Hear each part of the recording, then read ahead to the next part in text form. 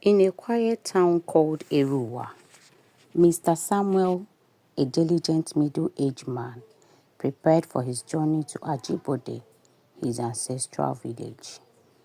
It was December, a time when families travel to reunite and celebrate.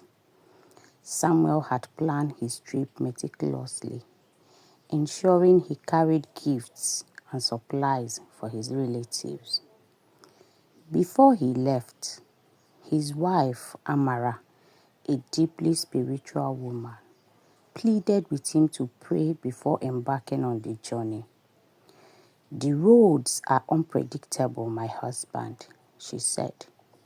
"Let us commit this trip to God." Samuel, in a hurry, reassured her, "Don't worry, my wife Amara. Everything will be fine."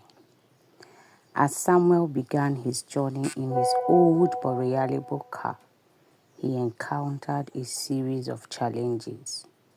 First, a sudden downpour caused poor visibility on the narrow, winding road. As he navigated carefully, he noticed a truck swerving erratically ahead. He quickly pulled over, narrowly avoiding a collision. Feeling shaken, Samuel stopped at a roadside eatery in a small village called Ikire to gather himself.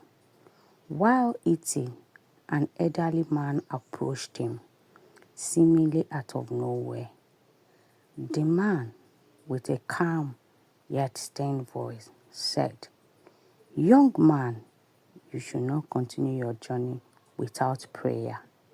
You are being protected by the prayers of someone who loves you." Startled, Samuel asked, "How do you know this?" But the old man simply smiled and walked away. Determined to heed the warning, Samuel took a moment to pray earnestly, asking for protection and guidance.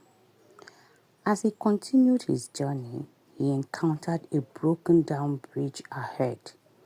It had collapsed just moments before he arrived, and several vehicles had narrowly escaped disaster. Samuel realized that he had not stopped earlier. He might have been on that bridge at the time of its collapse. Shaken but grateful, Samuel finally arrived in Ajibode. He embraced his family, especially his elderly mother, who held him tightly and said, "I prayed for your safe arrival, my son. The roads are dangerous these days." Samuel recounted his experience and reflected on how close he came to tragedy. From that moment on, he vowed never to take a journey without first committing it to prayer. In this story, we can see the importance of prayer, not just when we are traveling. It can be when we want to start a new business. It can be when we want to start a new job. We want to go for an interview. When we are expecting something from God, we will always pray. Ask God for direction. Ask God to pave way for us. Ask God to walk before us while we follow in His footsteps. Prayer is always good. If we can form the habit of prayer, definitely this life will not be as hard as we say it. Thank you so much for watching. I really appreciate